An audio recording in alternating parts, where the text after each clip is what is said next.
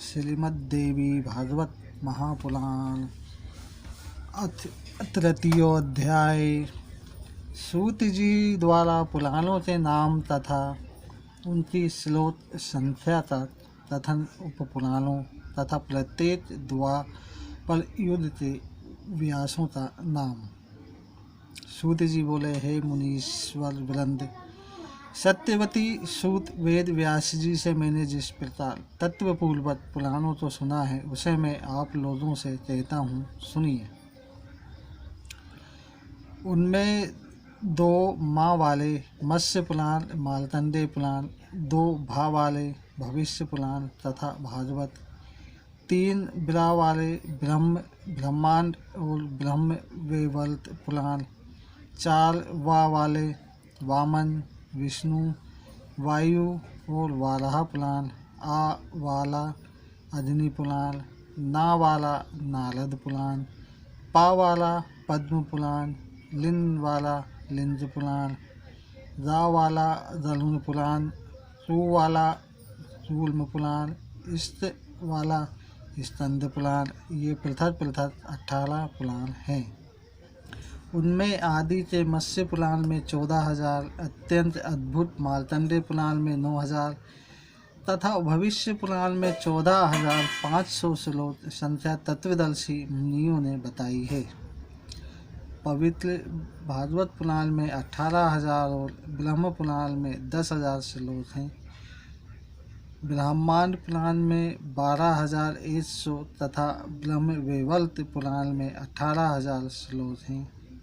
हे शौनक, वामन पुराण में 10,000 तथा वायु पुराण में 24,600 श्लोक हैं। उस परम विचित्र विष्णु पुराण में 23,000, वाराह पुराण में 24,000, अग्नि पुराण में 16,000 तथा नारद पुराण में 25,000 श्लोक कहे गए हैं। विशाल पद्म पुराण में 55,000 और लिंग पुराण में 11,000 श्लोक हैं। इसी प्रकार साक्षात भगवान के द्वारा कहे हुए गरुण पुराण में 19,000 तथा सूर्म पुराण में 17,000 श्लोक हैं। परम विचित्र स्कंद पुराण में 81,000 श्लोक कहे गए हैं। हे पाप रहित मुनियों, इस प्रकार मैंने पुराणों तथा उनके श्लोकों की संख्या विस्तार पूर्वक बता दी है। हे मुनिवरों, अब उपपुराणों की भी संख्या सुनिए। उनमें सर्वप्रथम उपपुराण सनत कुमार है। तत्पश्चात नरसिंह, नारदी, शिव, दुर्वासा, कपिल, मनु, उष्णा, वरुण, कालिका, सांब, नंदी, सौर, पराशर, आदित्य, माहेश्वर, भागवत तथा 18वां वासिष्ठ। ये सब उपपुराण महात्माओं द्वारा बताए गए हैं। सत्यवती तनय वेद व्यास जी ने 18 पुराणों की रचना करने के बाद उन्हीं विषयों से विस्तार पूर्वक उस अतुलनीय महाभारत का प्रणयन किया। प्रत्येक द्वापर युद्ध में भगवान वेद व्यास जी ही धर्म रक्षार्थ पुराणों की यथाविधि रचना करते रहते हैं। जब जब द्वापर युग आता है, तब तब साक्षात भगवान विष्णु ही व्यास जी के रूप में अवतीर्ण होकर सर्वलोक हितार्थ वेद के अनेक भेद करते हैं।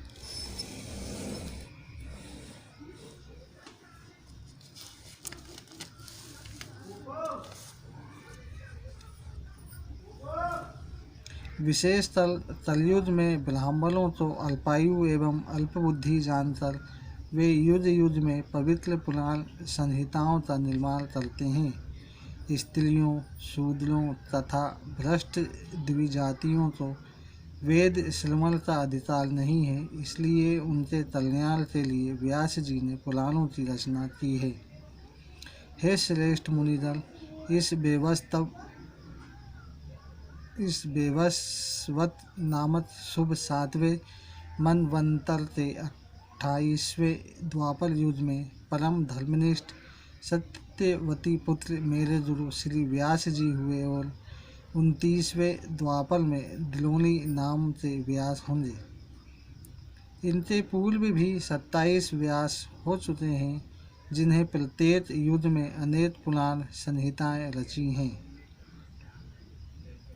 ऋषियों ने कहा, हे महाभारत सूत जी, अब आप पूर्व काल में प्रत्येक द्वापर युद्ध में अवतीर्ण हुए पुराण वक्ता व्यासों की कथा कहिए।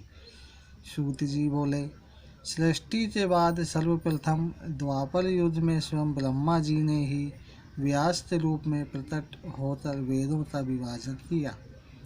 दूसरे द्वापर में प्रजापति व्यास बने, तीसरे द्वापर में शुक्राचार्य, चौथे द्वापर में बृहस्पति, पांचवें में सूर्य तथा छठे में यमराज ही साक्षात व्यास बने थे। सातवें द्वापर में इंद्र, आठवें में वशिष्ठ मुनि, नवें में सारस्वत और 10वें द्वापर में त्रिधामाजी व्यास हुए। 11वें में त्रिविरस, 12वें में भरद्वाज मुनि, 13वें में अंतरिक्ष और 14वें द्वापर में धर्मराज स्वयं व्यास बने। 15वें द्वापर में त्रैयारुणि, 16वें में धनंजय, 17वें में मेधातिथि तथा 18वें द्वापर में वलति मुनि व्यास हुए। 19वें में अत्रि, 20वें में गौतम और 21वें द्वापर में हलयात्मा उत्तम नामक व्यास कहे गए हैं।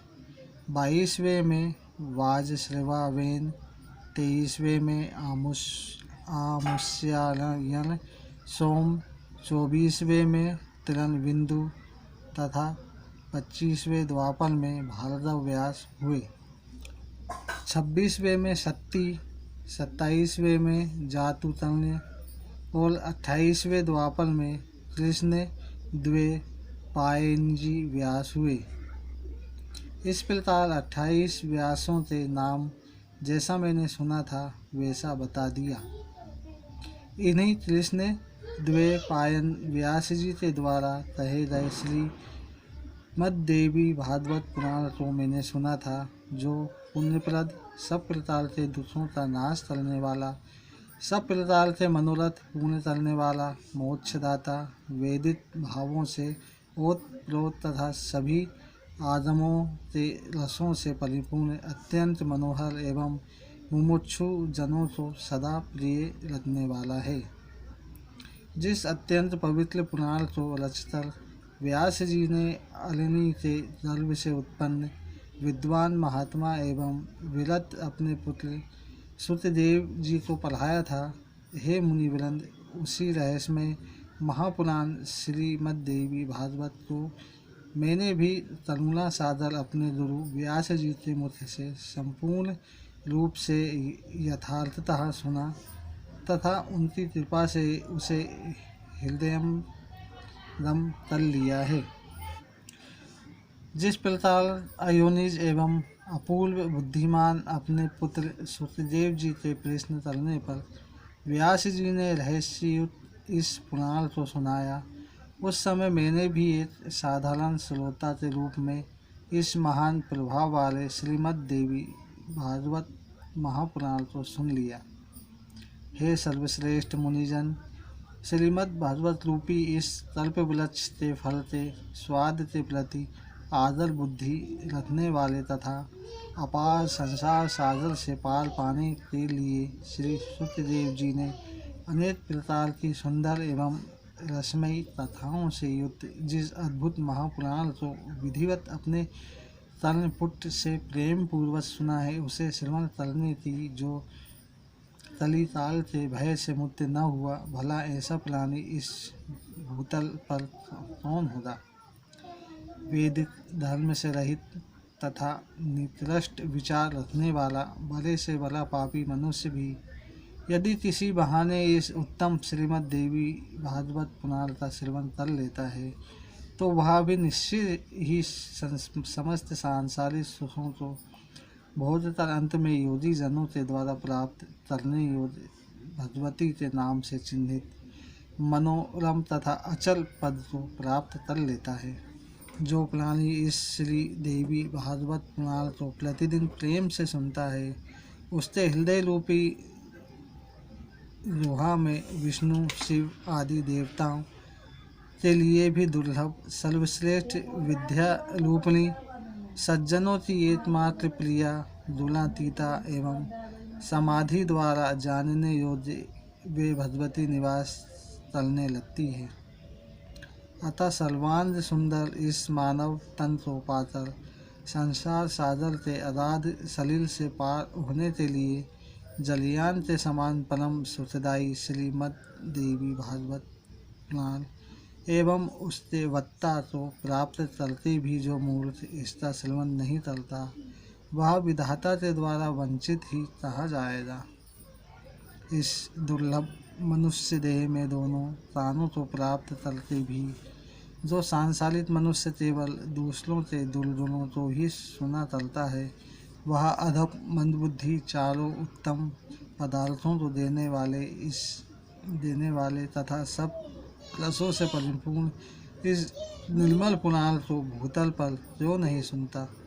इति श्री देवी भागवत महापुराणे अष्टादश सहस्रायां संहितायां प्रथमस्कन्धे पुराण वर्णन पूर्व ततः द्वितीय व्यास वर्णम नाम तृतीयो अध्याय संपूर्ण। बोलो